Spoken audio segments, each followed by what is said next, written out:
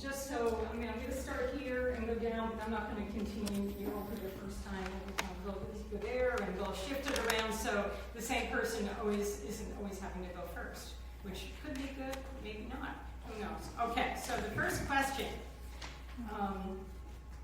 What's one climate-related issue you hope to address in office? David, I'll start with you. Well, let me just say, my background in terms of climate action, I worked for the governor of Maryland. So between 2008 and 2015, I also became the Deputy Secretary and Acting Secretary of the Department of Environment in Maryland. And I coordinated Maryland's climate action plan.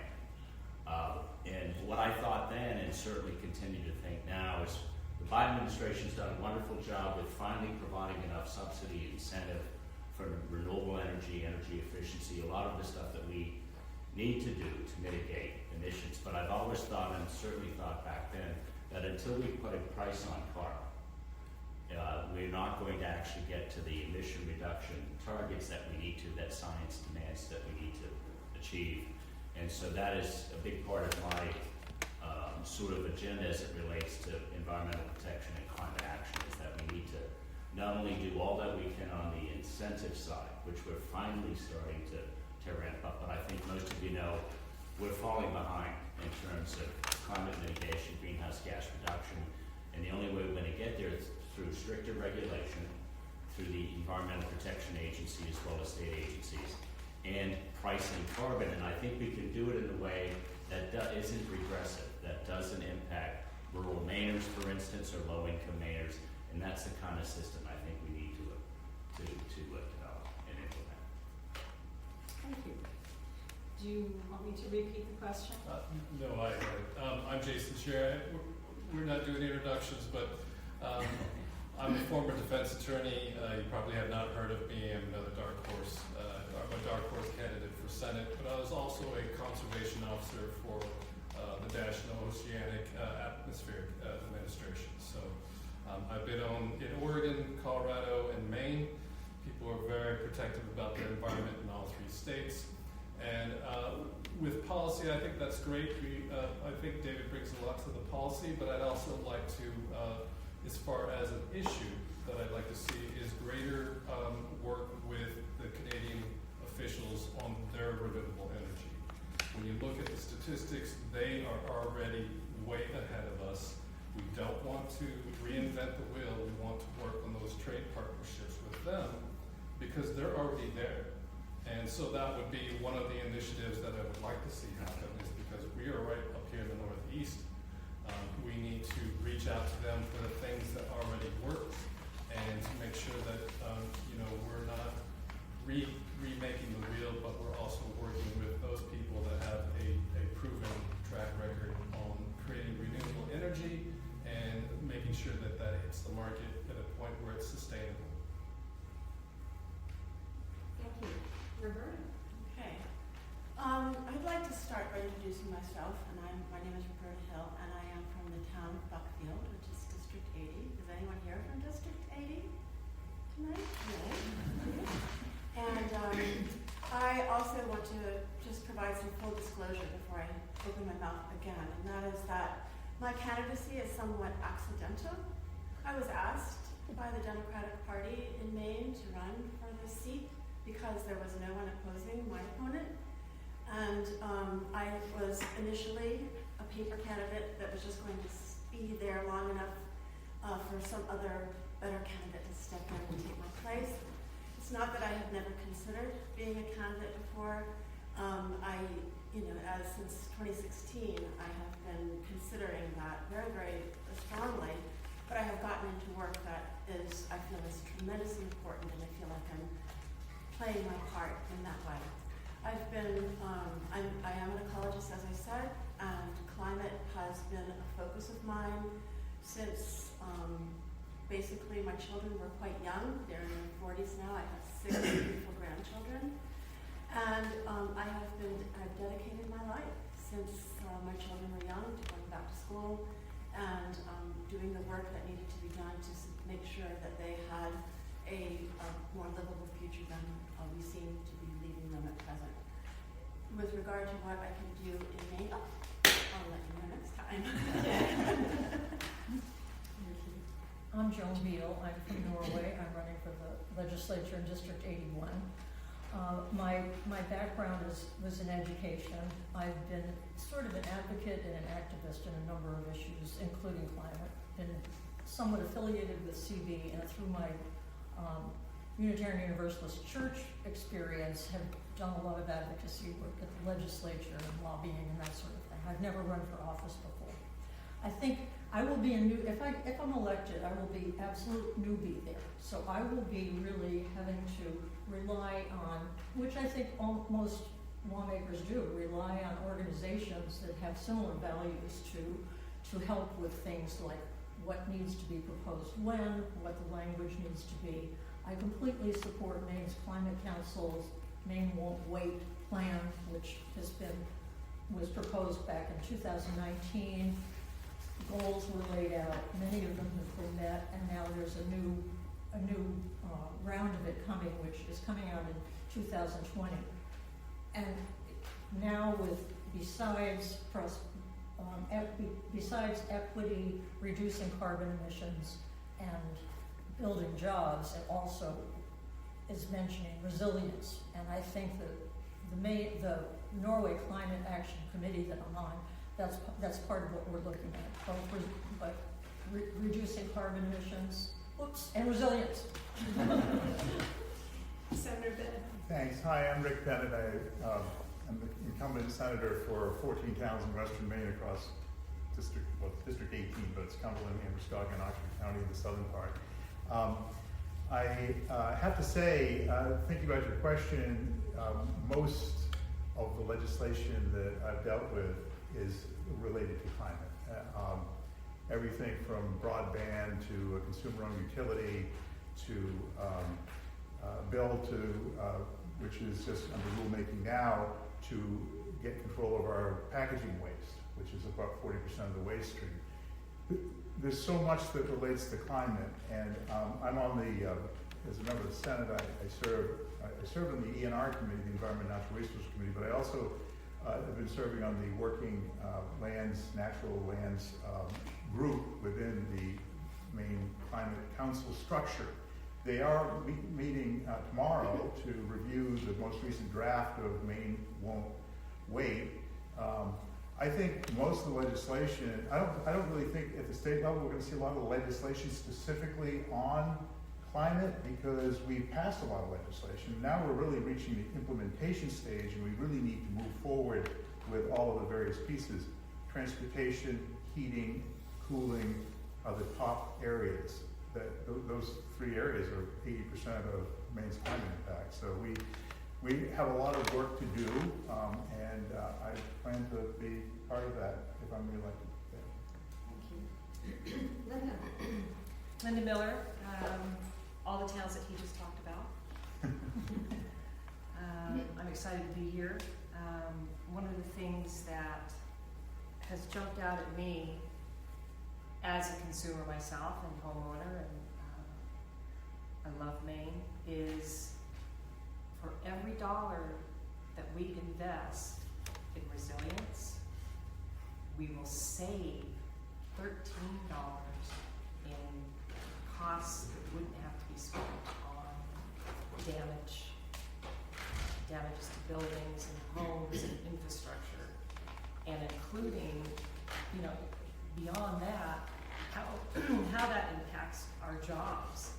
So there's still resistance when we talk about climate change in communities sometimes.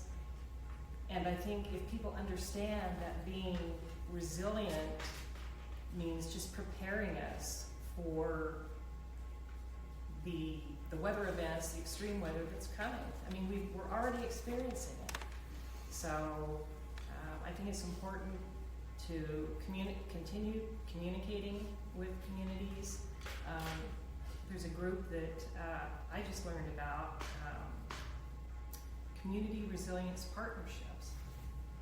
And that helps communities not reinvent the wheel, but gives them guidance in how to become resilient. So I'm a sponge, I'm a newbie, but I'm very good at research, and I'm looking forward to. Thank you. Okay, great. All right, question number 2. And I think we'll start with Roberta, and we'll go this way and then that. So, we're just switching you all up.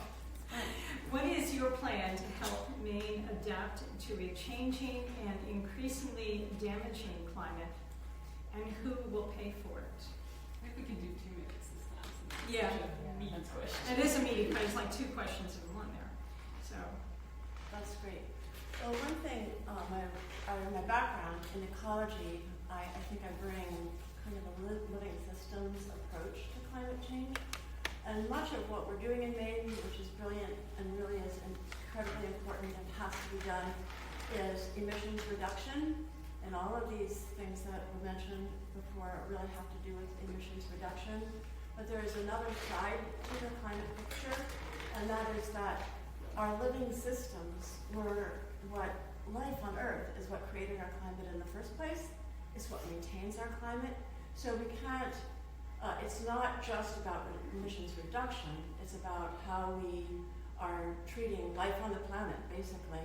And if we continue with extraction and pollution in the name of emissions reduction, we won't have won the game. So I think I bring that perspective, which is something I've been focused on for 35 years and practicing as an ecologist here in Maine. So I look forward, and the other thing is, chances of me winning this race is very slim. But if I were, by some miracle, elected, I would serve to the best of my ability, and I would be prepared on day 1 to serve the people of my district with everything I've got, which is a lot. I'm super passionate about this work, and I've really, again, devoted most of my life, my adult life for sure, to this work. So it's something I feel tremendously important about. How will we pay for what needs to come? That is a really good question.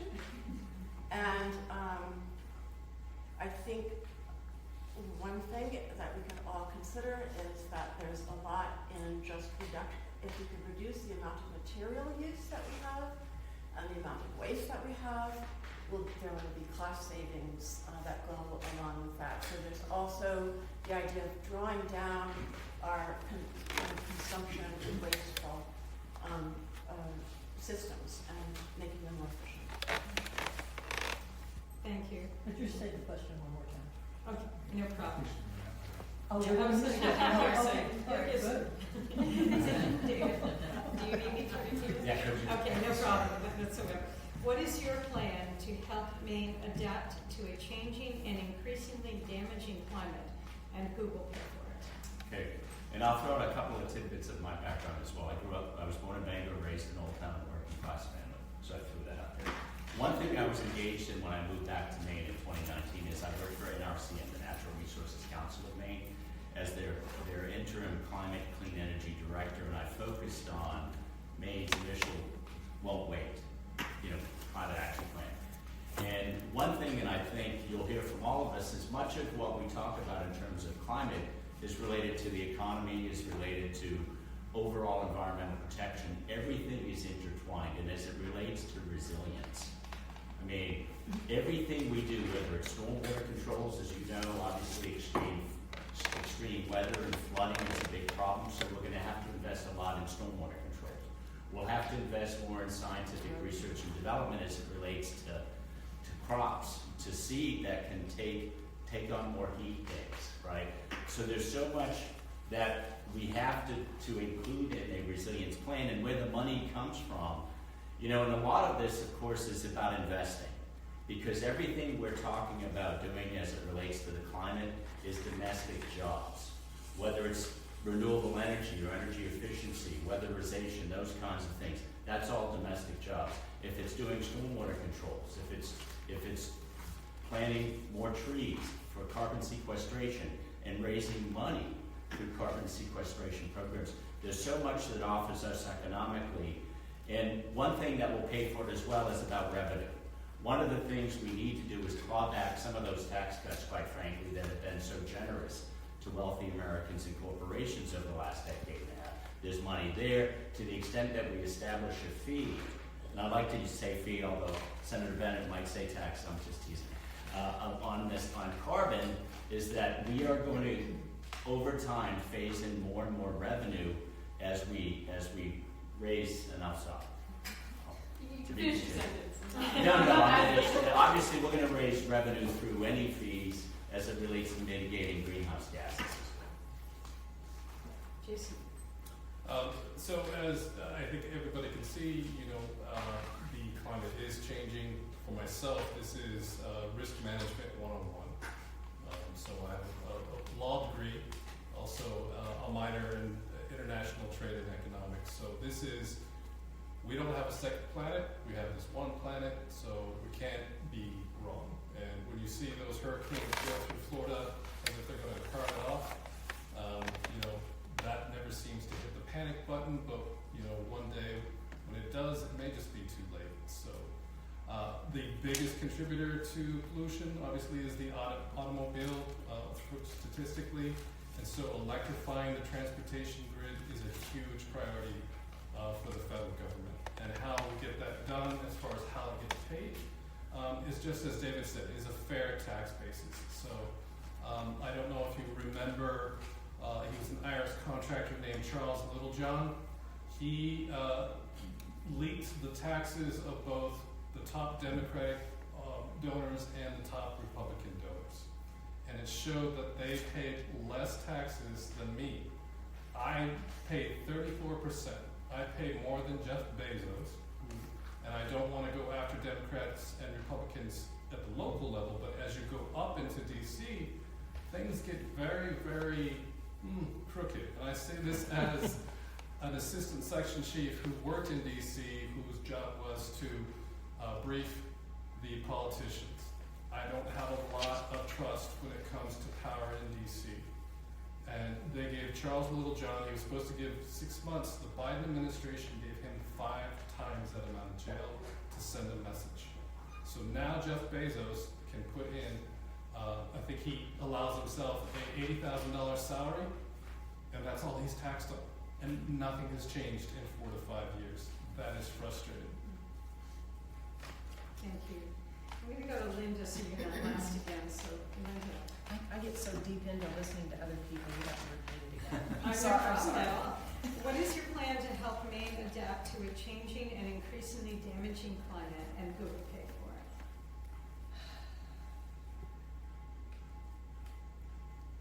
I believe that the wealthy do need to pay their fair share. As far as what I will do, as far as this helping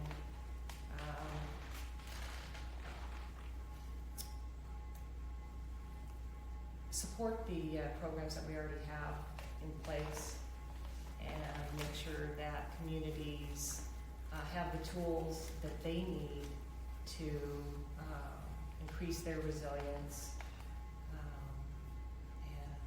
be prepared for the future.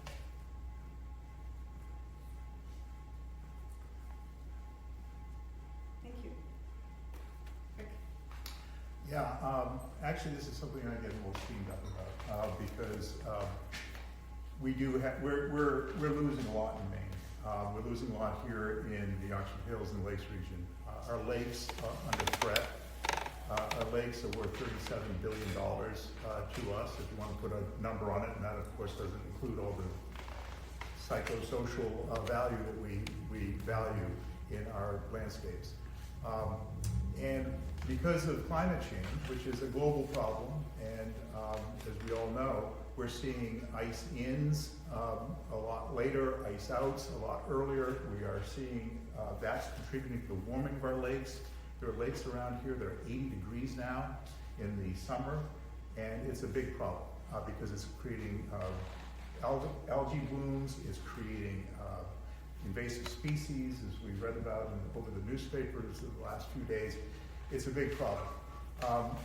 One thing that we should stop doing is stop exporting our ratepayer money as electric consumers to foreign countries, foreign investors.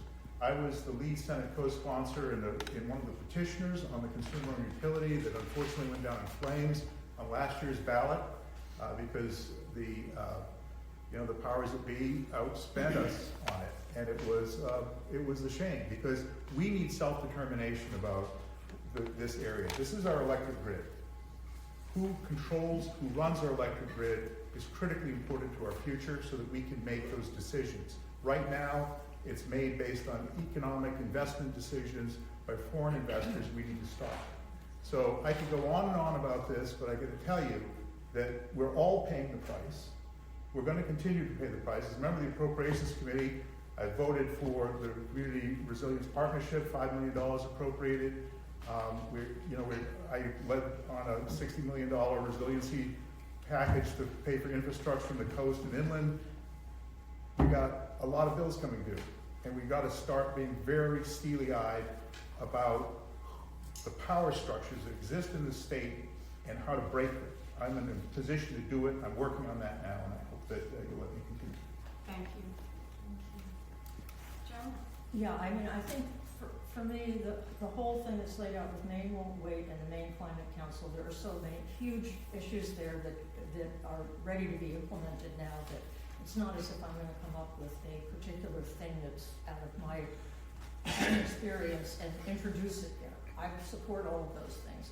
Particularly, I think continuing to have more electric cars, because as I knock on doors, I'm getting a lot of people who are very skeptical of that, and I think the word has to go out about that. I think Maine has it's supposedly one of the prime places in the world for the wind energy, which was passed last year and is on its way to being set up in at Sears Island. And I think the jobs that go along with that need to go to Maine people.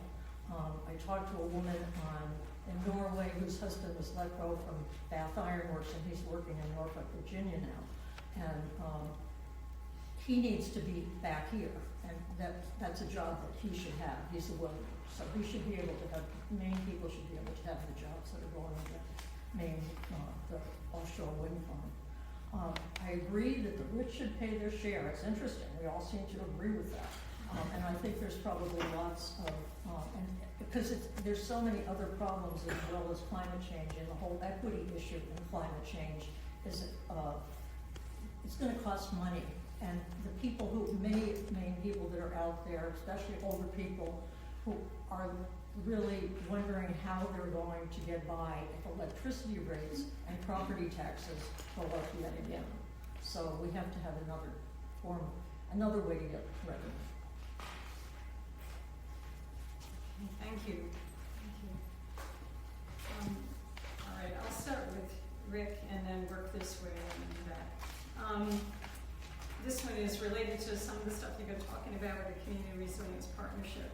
20 of our local towns aren't actually enrolled in the Community Resilience Partnership, resulting in over $1 million brought into our local communities and reducing tax bills through energy savings. What would you do to strengthen this program and ensure its continued success? I've been a champion of this program in the legislature and the Appropriations Committee. Sometimes it's when you're in Augusta, it's the issues that don't become issues that are kind of important, and you don't read about them. But Scott's chuckling because I think I have been in a position where I have consciously leaned into those kinds of situations where, by virtue of my long-standing tenure, some people say too long I've been around, but I've served on the Appropriations Committee, and I'm a Republican. I think I'm the only Republican up here, okay? And I'm also the only incumbent up here, so I've had to deal with this. And I have, I lean into getting my party to stop making stupidity about certain issues, okay? Because they often go off the rails, and Community Resilience Partnership is one of those where they didn't go off the rails. So I take that as a win, because I actually said we need to fund this in the appropriations room.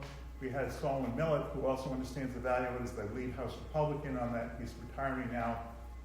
And Joan is running for that seat.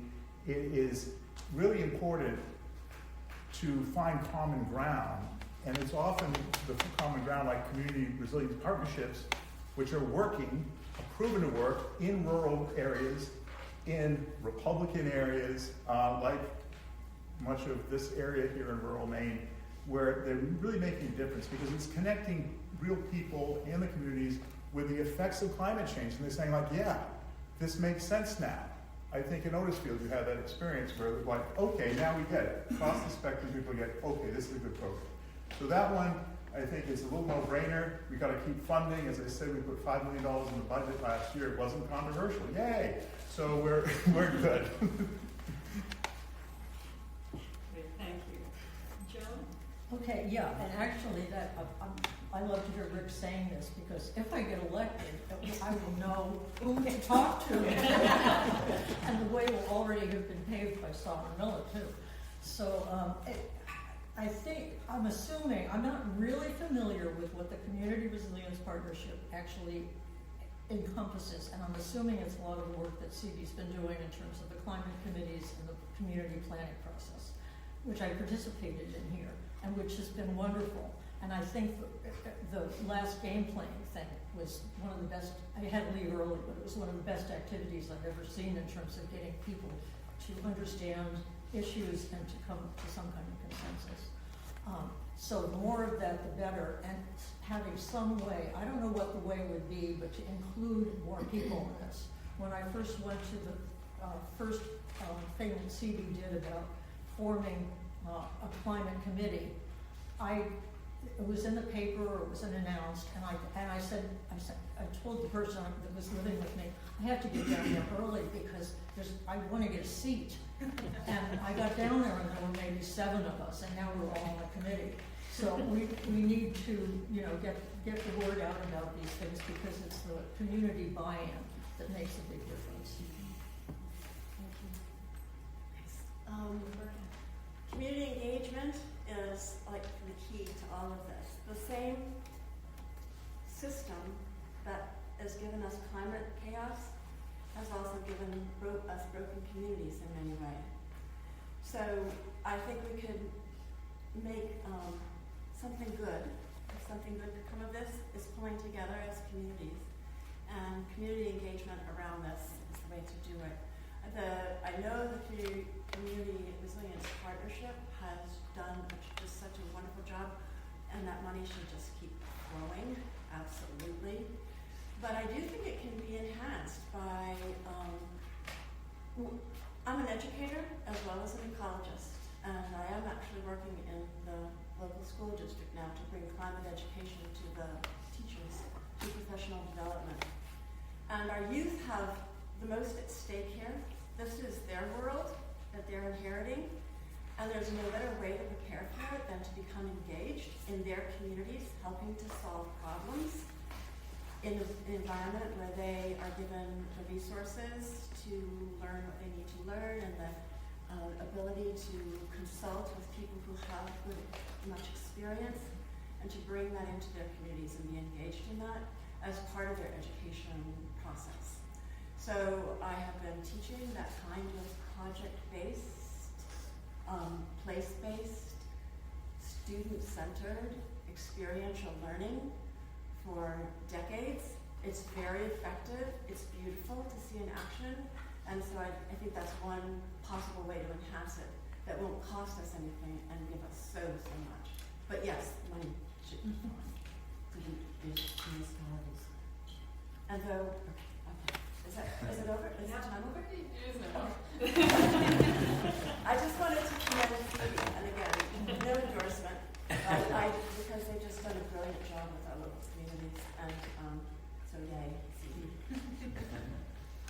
Jason? Other than election years, I think Mainers are a lot like Oregonians and Coloradans, is that despite the fact that you might be a Democrat or a Republican, you appreciate the outdoors. You've got that crux of understanding that you want to give that to the next generation and for them to enjoy it as well.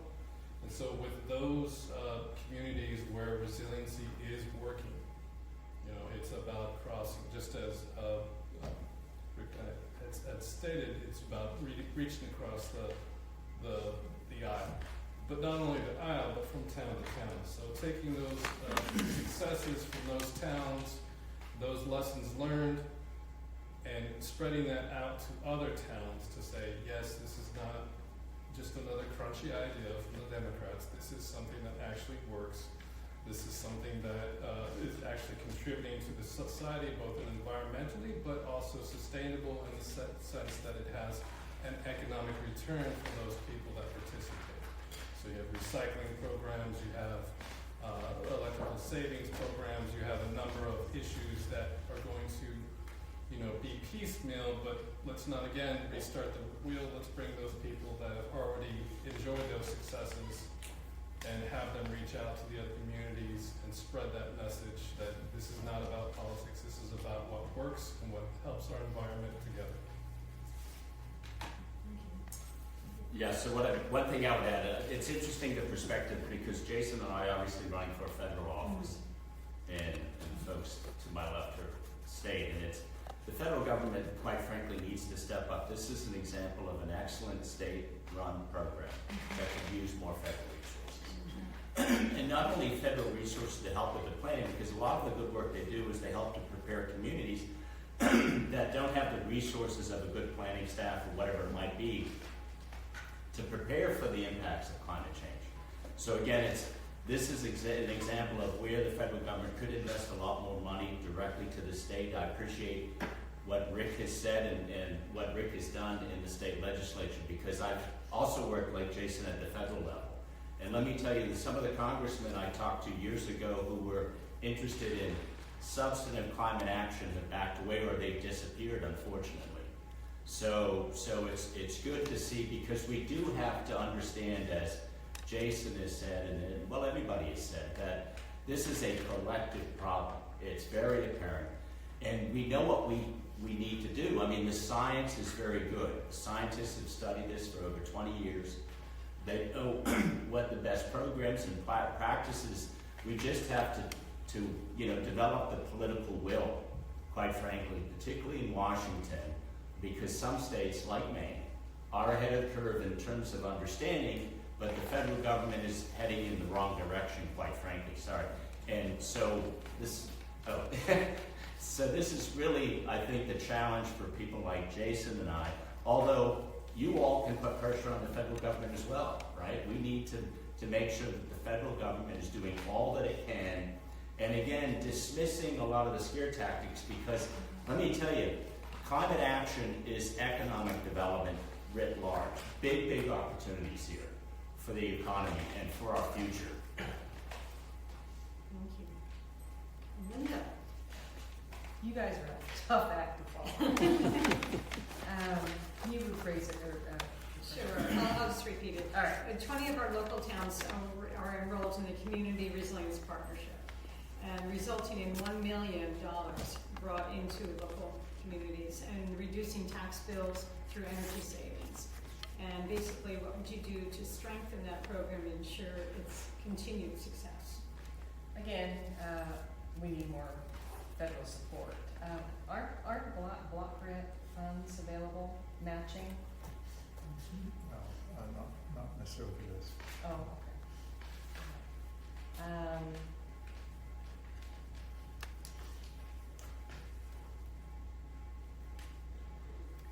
There's just so much work that needs to be done.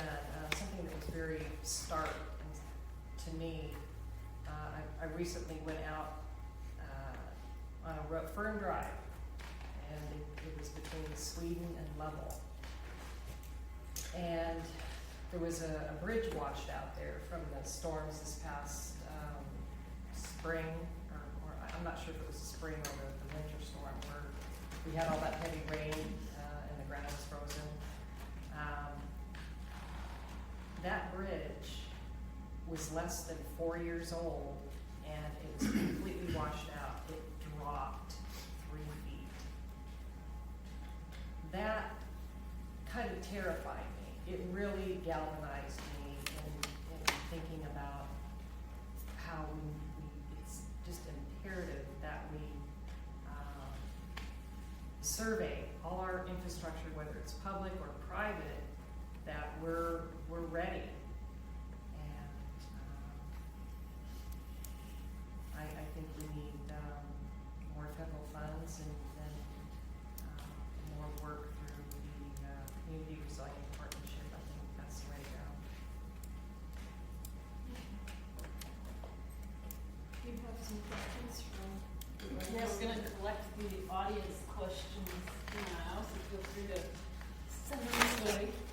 Do you guys have any questions? Anybody want another question?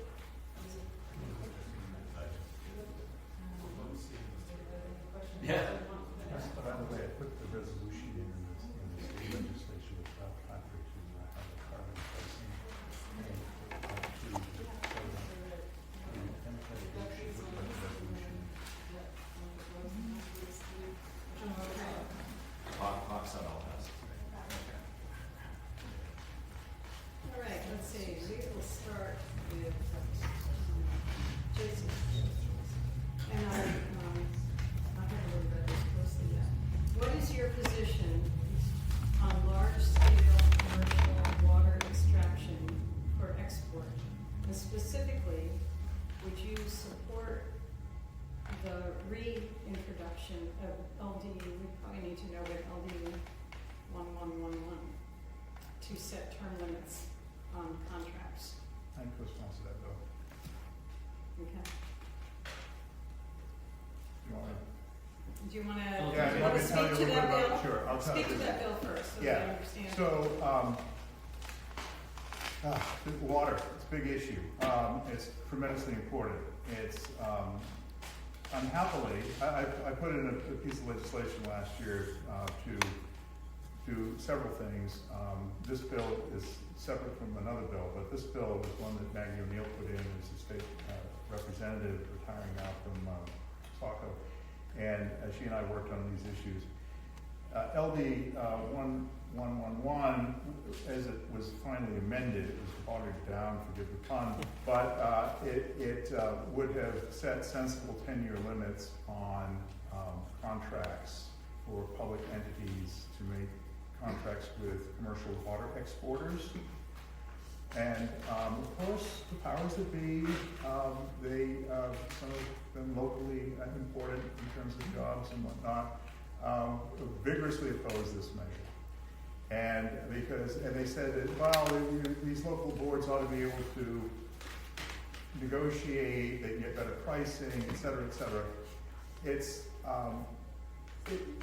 We should not be allowing people with public resources to make generational decisions beyond their own generation, okay?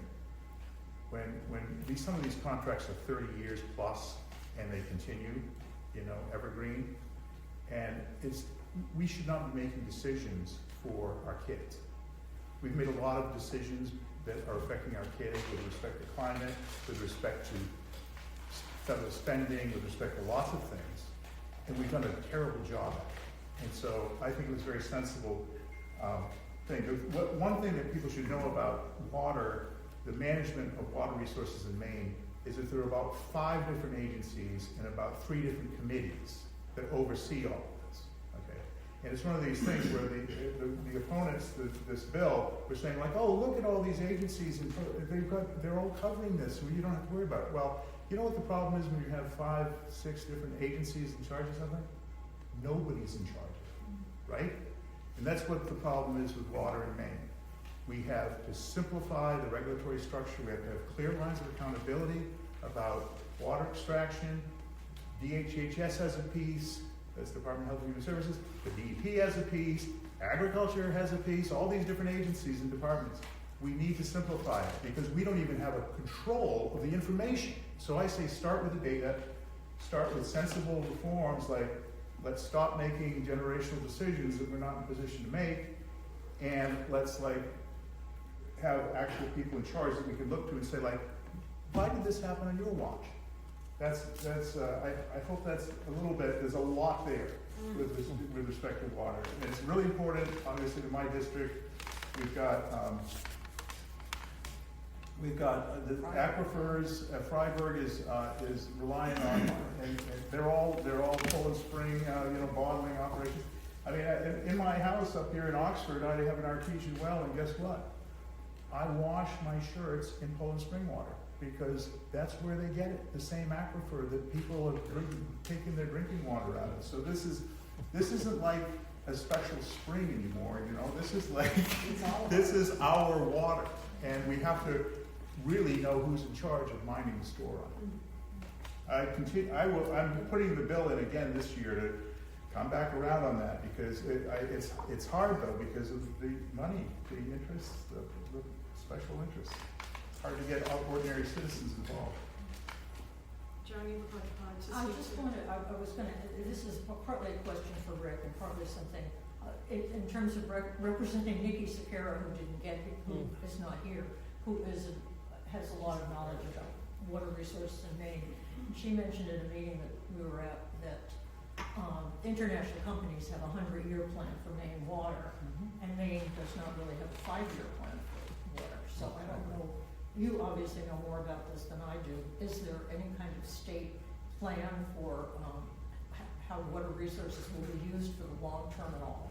No, that's the worst part, is that we don't, as I said, we don't even have data, and we don't have a plan, and nobody really wants to touch it. Except a few of us in the legislature that are trying to dip our toe in it. I'm sorry about the puns. Maybe rather than go down each one, is there anyone that wants to speak to this? Well, I would just add that, you know, water, quite frankly, will be more valuable than oil within probably 20 years. And right now, over 3 billion people, this is a global issue. I mean, Rick's absolutely right. Maine needs to get its act together, needs to support this bill, come up with this plan, and very soon. But over 3 billion people on this planet are already water insecure. And climate change, global warming, is exacerbating the problem considerably. And so we not only in Maine have to get our act together, the United States has to get its act together with regard to a plan. You can see what's happened in California and how they're even struggling the most. The wealthiest state in the nation is struggling to get its act together as it relates to water. And the extreme storms, the drought, we've had one of the driest Septembers in Maine's history probably, just now. And if we need the rain to recharge those aquifers, we need it for our forestry as well as agriculture, and we need it to drink. And we're in a state that's a lot better off if you look at NOAA maps. Maine, quite frankly, is looking pretty good through the projections over the next 20 or 30 years. The rest of the lower 48, not as good. And you can imagine what the globe looks like. So, whoever brought that question up, absolutely. Big issue, and probably going to be our biggest issue over the next 20 or 30 years. Not only in Maine, but certainly globally. I'll take a piece of it. Yes. So, as David had pointed out, this is a federal position, and obviously we're up against Angus King. And so, with that, you know, the important thing to remember here is that the federal government is such a huge organization, and having worked for the FBI for 20 years, even within its own organization, there was so many frustrating moments where the left hand doesn't know what the right hand's doing. And at one time, I was assistant section chief for 430 people with development, going to Congress, and even in Congress, left hand doesn't know what the right hand is doing. And so what Rick has described is a situation that needs to be resolved before we can push forward, is who has, you know, the onus to lead in this position. You have Department of Homeland Security, you have Agriculture, you have probably BLM there as well. We need to focus that just after, you know, like 9/11, after that we had all these desperate agencies unable to coordinate with one another, and they would work in these silos. And that is the worst thing in DC, is when they work in these silos, because they have no idea what's going on over here, and they're repeating the work. And so I may hit that again where I say, don't reinvent the wheel, because this other agency's got all of its policies, and this one's got its policies, and they're just not coordinating. And that's where the federal government is failing, is because they need to do that. That's the reason they were created. They're supposed to provide an interstate template for government so that the states can resolve their issues agreeably, but water crosses all these state borders. They need to address that for not only Maine, but the rest of the United States. Those were really beautiful answers, and I just have a bit to add. Yes, Jim. Well, first of all, I just again want to commend you, Rick, because I have worked on the water resource protection side of things for 35 years in Maine, first with the Lakes Environmental Association, which is in Bridgeton, then for the Portland Water District, and then for the Lake Stewards of Maine. And critically aware that our water resources in Maine are very, very threatened, and they're changing now. Our lakes are the canary in the coal mine in many ways, because they are very, very sensitive to change. They're used to being covered with ice a good part of the year, and the fact that they're not anymore is really changing the entire ecosystem. Our major storms are just bringing in amounts of sedimentation into our lakes, and phosphorus that feeds algae at a rate that the Lake Peninsawasi storm of last year that brought a huge plume of sediment and enormous delta into the lake, and the president of the Lake Association said that that one storm undid all of the work that they had done to protect that watershed for at least 10 years beforehand. In one storm that was wiped out. So our waters need to be protected. We need to be focusing our attention on how do we protect our precious water resources as they struggle with the changing climate, and that should be our priority. And you mentioned something else that's tremendously important, and since you guys are running for federal government, one of the highest priorities should be helping to get big money out of politics, because it is the fact that there are so many companies who have the ability to fight communities who wish to save their resources. That is a huge problem in our country. So I'd love to see that roll back, Citizens United and all of that. Work on that, that'd be brilliant. And are we done? Can I go keep going? You wrap it up.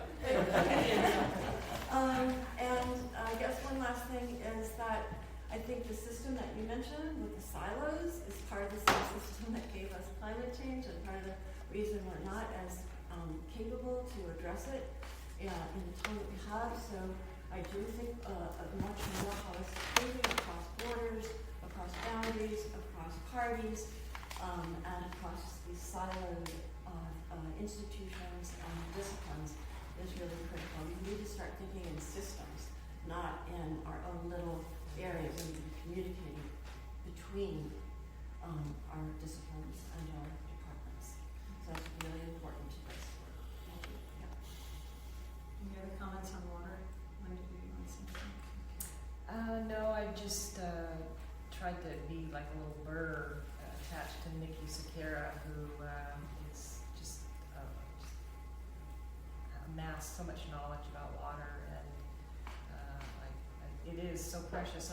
I've lived in several different states and across the U.S., and the natural resources that we have here in Maine,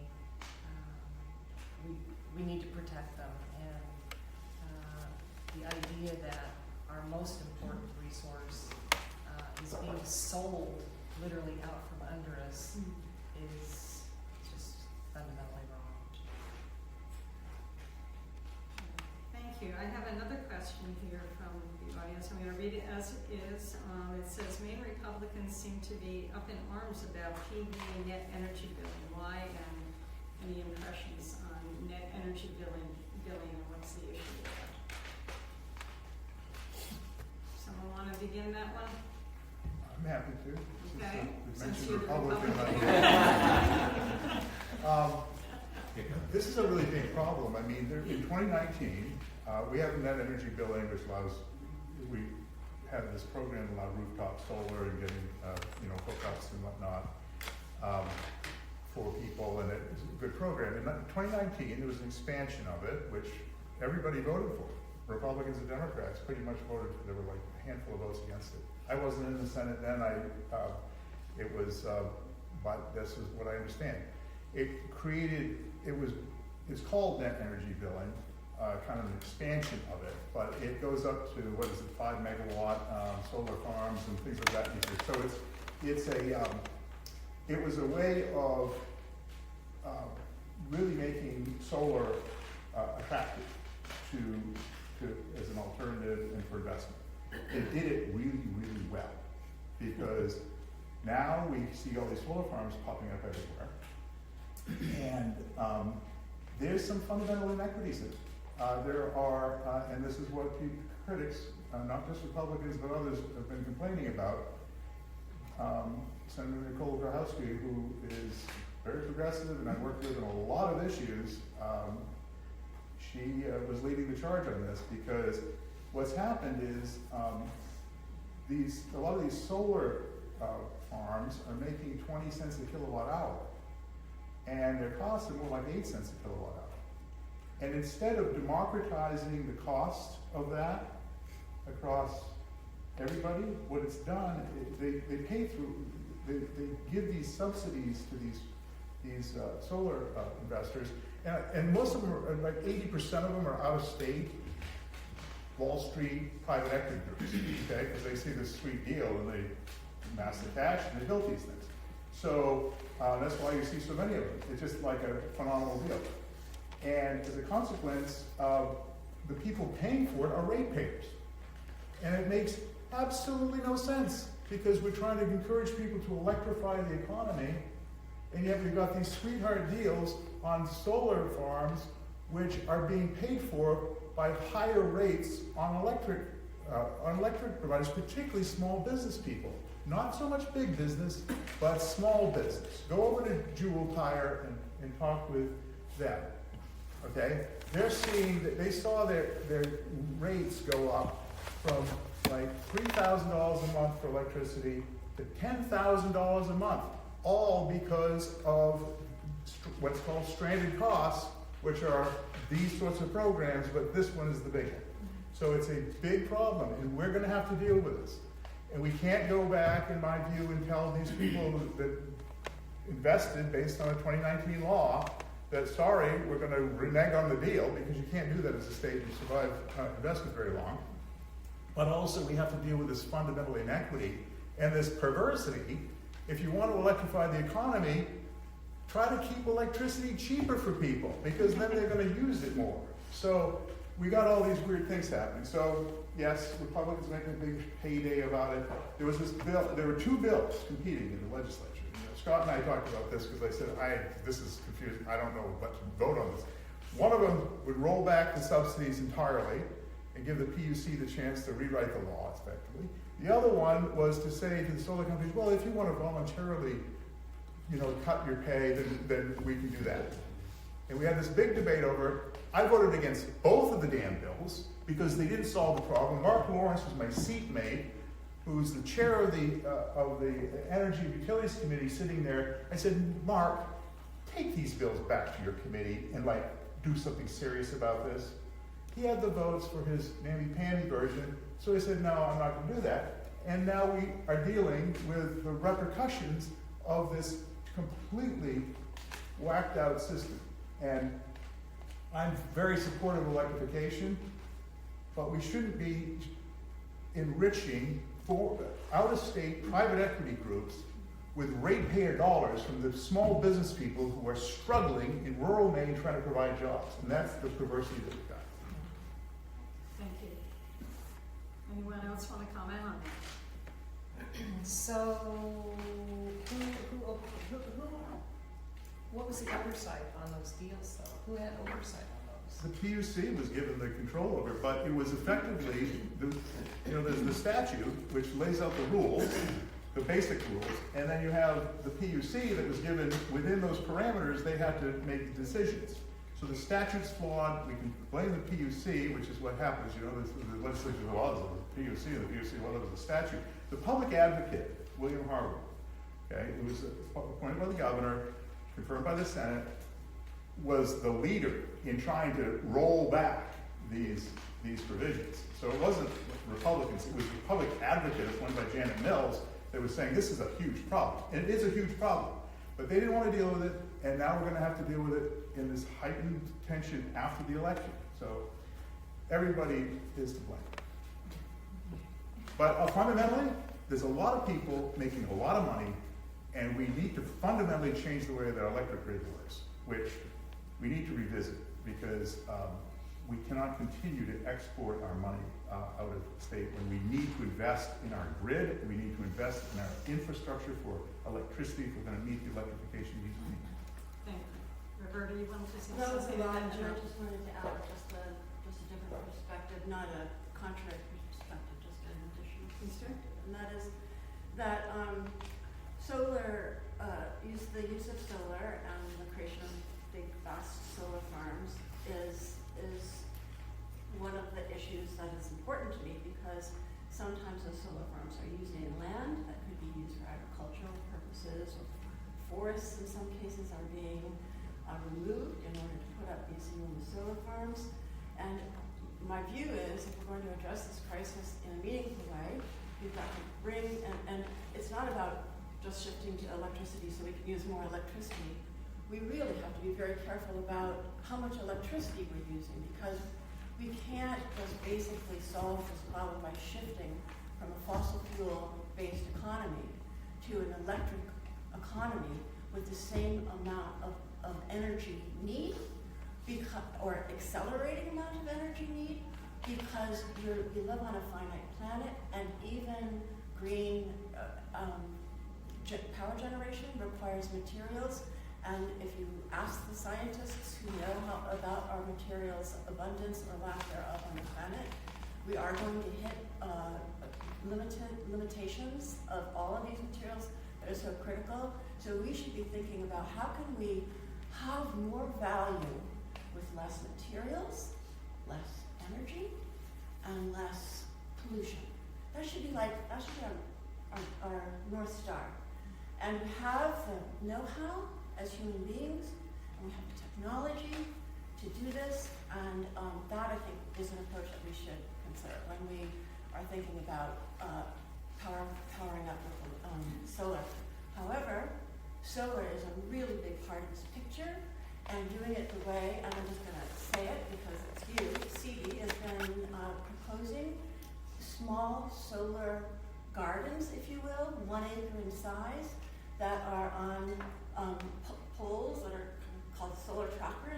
The solar panels track the sun and can be lifted so that you can graze sheep or grow crops underneath them, and they're not destroying the land beneath them, so we can continue to get that value that the land provides for a living system that we need for our climate. So it all works nicely together, but we've just got to, again, be thinking in systems when we consider these issues. Thank you, Roberta. Joan? I wasn't credited here for asking questions when I don't know the answers to them, when I'm mixed up about something.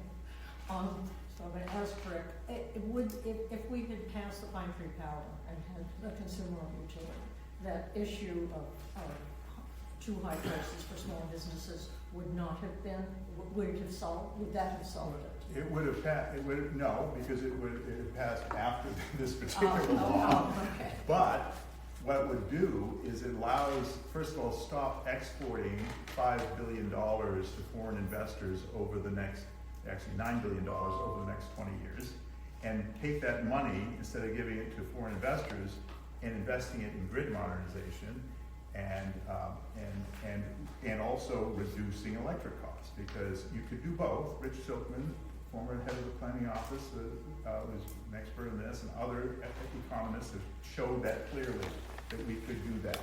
But right now, we sort of outsource not only the investment decisions about our electric grid to, whatever is in the investor's interest. These CMP and Versant are guaranteed an 8 to 12% return on equity based on Supreme Court decisions going back decades, okay? So the equity model doesn't work when you have a natural monopoly, okay, which these both are. And guess what? CMP is owned by Avangrid, which is owned by Iberdrola, which is a Spanish conglomerate, okay, whose major owners are Norges Bank, which is the Norway oil fund, and not the Kuwaitis, but a Gulf state is the other owner. The Emirates. Yes, thank you. And so, and then guess, Versant is the old Bangor Hydro. You know who owns Versant? Calgary. The city of Calgary, Canada. So all these people that are saying like, well, government shouldn't own our electric grid. Government should do it. Instead of having consumer ownership in Maine, we have government ownership from foreign governments. It's absurd. So yeah, we need self-determination on the electric grid. Did that answer your question? Yes. Is that something that is likely to come up in the legislature again, or are they gonna have to give it a break and bring it up? No, but we did pass the voters passed with an 86% vote, the highest margin on anything ever in Maine ballot.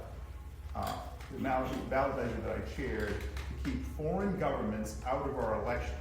And we need to do that first before we have a chance at defeating the interests of our foreign governments in our own electoral system.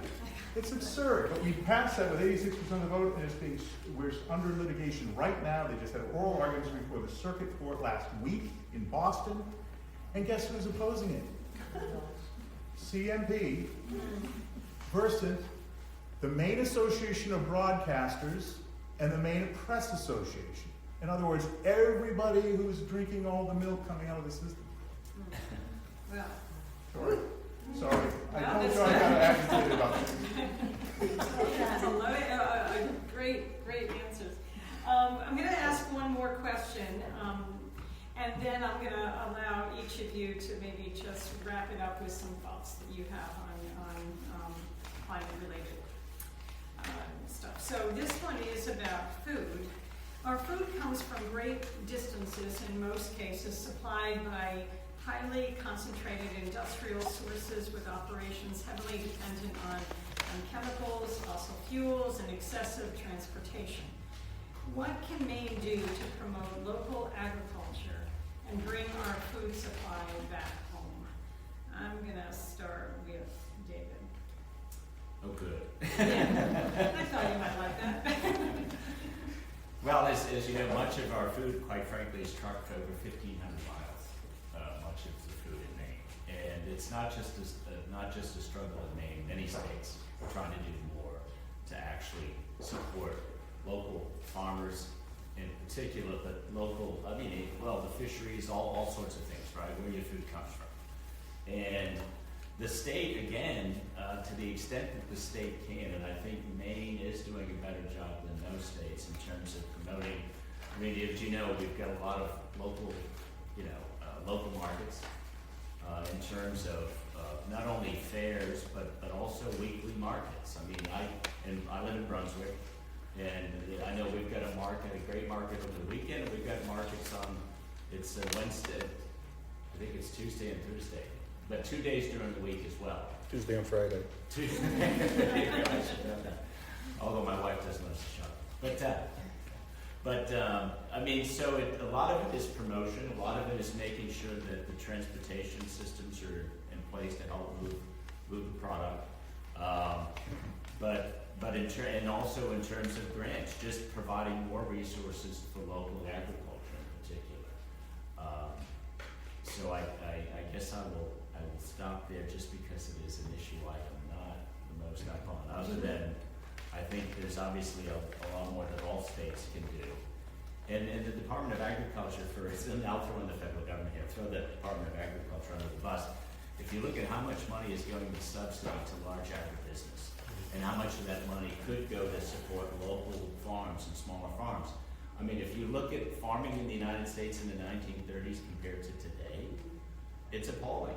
I mean, we had local agriculture. People farmed and sold their produce in local markets, not just farmers markets, but more importantly, local supermarkets, right? What we called supermarkets back then, local markets. And we've really moved away from that. And of course, it is a climate issue because of the transportation and the emissions tied to transportation. Transportation is still the largest sector across, certainly in Maine, in terms of emissions. So to the extent that we can localize and sell our products locally and grow our products locally, we can certainly reduce emissions as well. So I guess I'll hand it off to Jason to clean up what I just said. Great answers. I live in Unity, right where the Common Fair is, and I have my discussions with the local farmers about the things that they can grow. And so part of the restrictions is the soil is only so good for certain types of food. So you've got potatoes up north with McCain Foods. You've got blueberries, lobsters. You've got all the ingredients, but it's really the whole kit and caboodle may not be enough for the modern palate, just to be honest with you, the variety of foods that are out there. But they are in constant competition with these corporate farms, and they're never going to be able to get to a price point where, you know, that is going to be something where they can compete every day. I mean, even up in Aroostook County, all these families that were once potato farmers are no longer potato farmers. The Amish have purchased the land and are actually doing quite a bit to bring back the land. And what the common fare farmers were talking about is more commune or more cooperatives to get that, you know, economies of scale that's going to be competitive. So again, international business, trade, and transaction, you know, I have both legal and economics. These are important things at the federal level. You need to have lawmakers, you know, that knows the interstate commerce clause and economics. And so that's one of the things that I push forward is competency at the federal level especially. But with here in Maine, I can only see the economies of scale. I think that the farmers in you know, the Common Grounds area are correct. They've been at this for quite a while. They've tried to grow different things, and there's just certain things that will not grow. So, you know, until they can grow, you know, the Hostess cupcake, I think we're out of luck, but they can grow a wonderful Danish. Thank you. Huge mega farms are a really big problem with regard to climate. And I think of a lot of the work to be done to rein that in, to provide sane incentives which incentivize small farms that are using sustainable practices. Those kinds of incentives should be like a top priority for our federal government as opposed to subsidizing these huge corporate farms. We've lost 60% of our topsoil across in the United States. That topsoil has gone into our waterways, included dead zones, and we could lose 90% if we continue to farm the way that we have been farming. Look, we could lose as much as 90% by the end of the century. You can't lose 90% of your topsoil and continue to grow food to feed a growing population. So the reality is that we just need to, again, reconsider how we have been growing our food in this country. And yes, the closer we can grow it to home, the better. And yes, we have limited soils here, but in other parts of our region, I actually came back from Western Massachusetts today. It was a long drive. I'm pretty tired, but I came up through the Connecticut River Valley. There's a lot of very beautiful, rich farmland in the Connecticut River Valley. If we work with our regional partners to develop a sustainable food system where we don't have to truck it all those thousands of miles, and yeah, we might still want avocados, and I would still want coffee, but we can do a lot better than we have been doing. So, yay for small farms, yay for people who are growing their food in a way, our food in a way that's regenerative instead of extractive of the land, which doesn't make any sense at all. Oh, one last thing, if I have a moment. The practices also, just from a climate perspective, the dust that goes up when farmers plow those vast fields that have very little fertility on their own, that dust that goes up into the atmosphere creates hazes that help to block, help to intensify our greenhouse gas effect, as opposed to when plants are growing on the ground, and the things that plants give off, these exudates and these terpenes and such, when they create water molecules, those produce rain floods that then restore the land. So we have to know those things, and we have to effectively move to change the systems that have become so broken. Yes, on smaller farms, and yes, on supporting smaller farmers and keeping farmers in business. That's an important part of food distribution, obviously. The other part of the Maine will wait is that by, I think it's 2030, maybe 2040, 30% of the land in Maine needs to be under durable preservation, and that includes farmland. So that is an important part of whatever legislation gets passed, whether it's public-private partnerships in terms of durably protecting land, or less likely the state actually purchasing more land. So I think those are both important things. I think many schools are using locally grown products at this point. The schools using locally grown products, CSAs that are not just for vegetables, but also for seafood and possibly meats, would be another way of getting more locally grown food into people in Maine. And I think the other part of the climate change issue in this is the food waste, which is huge in the country. Something like 40% of the food that's grown is actually wasted. So programs, and then as it decomposes, contributes methane to the atmosphere. So programs that encourage gleaning, and there's a lot of those.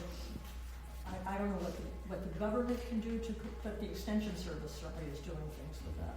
So gleaning and more composting and getting food, first of all, to humans, then second choice animals, third choice composting, and fourth least desirable landfills. Thank you. Rick?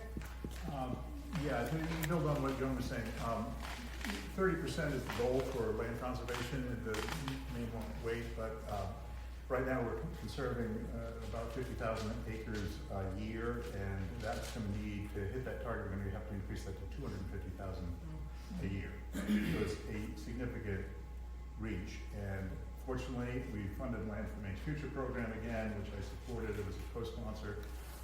That's helping. Food waste is another area that is very important. As you mentioned, I think there was a bill in, it wasn't right yet, and they didn't, I keep making these terrible puns, sorry. But I think it's coming back this year. I'm going to be looking at that, because they passed something similar in Vermont, which appears to be successful. Also, Maine Won't Wait has recognized that our forests actually capture about 90% of Maine's carbon production a year. 90%. So we need to preserve our forests, and that means keeping them working in a sustainable way and making that attractive. And right now, the forest products industry and the loggers are right set back in the fields. We've had 2 major mill closings in Maine, which have devastated that industry. They've seen a 40% reduction in their ability to sell here in Maine. So there's a big problem there. You get into farming, you get into things like milk subsidies. We have a milk program here. Doretta, you probably know about this. Solomon Millet certainly does, and I can tell you that it wasn't paying the bills. We just rehabbed the whole program to make sure that with rapid inflation, that these expenses are being recognized in the formula now, so that we've seen a terrible erosion of our dairy farms across Maine. PFAS, big problem for our farmers. The state of Maine, the Department of Environmental Protection, was telling people to spread sludge on their farmland, and it turned out it was toxic, and it killed all our farmland. I've been serving the PFAS, the Agriculture Department's PFAS Advisory Council, which is spending $60 million in a thoughtful way that was appropriated 2 years ago to help farmers recover from this and keep that land in production as much as possible. I just got to say, though, the biggest thing that we all need to do is support local farmers with our purchasing decisions. Government can do only so much. We need to do it. We do it, my wife and I do it here. We shop as much local as we possibly can. We've got great farm operations here, like Crestholm Farms and the Smedbergs down here, and all the way across the district. There are really great people who are working their tails off to give food to us, and we should be buying it and then not waste it. But the division between that kind of personal strategy, being personally involved in your buying decisions, versus outsourcing to these concentrated animal feed operations out west that are the most miserable thing for animals. I mean, it is brutal what they do to the animals, it's brutal. What they do to the food, and then we consume the food after trucking it, vast differences. We need to adopt a culture, which government's not going to tell us to do it. We need to adopt that this is a priority for us. And it will save our local agriculture, and it will make us all healthier, and it will help the climate. You know, I was thinking very much the same thing, that there needs to be a paradigm shift. It really, really does. Away from big to small, thinking more about cooperative gardens, community gardens. We need to do more outreach about these ideas and concepts, not just keeping it small like this. We need to be sharing this information with the community so that they can buy in and be part of it and support it. So yeah. Thank you. I think, for the second page. I think instead of doing that, maybe we should save the last few minutes just for informal. If there's something you were too shy to ask, or you want to ask your particular candidate, we can break the fourth wall here. You guys can go. I think it's really important to give people the opportunity to do that, and they can get your contact information to be in touch if they have more that they weren't able to share here tonight. But I do want to thank Roberta and all our candidates for being here. You all, the library, for hosting us. We have more resources back there. John Luca had some information about Norway Climate Action Plan. If you're a Norway resident, we're really curious about that. I know the candidates have material there too. I brought some signs in, they're over here on the side. If anybody wants one, I don't want them to go waste, so. We also have both climate justice signs for everybody. Thank you, CEBE. Thank you.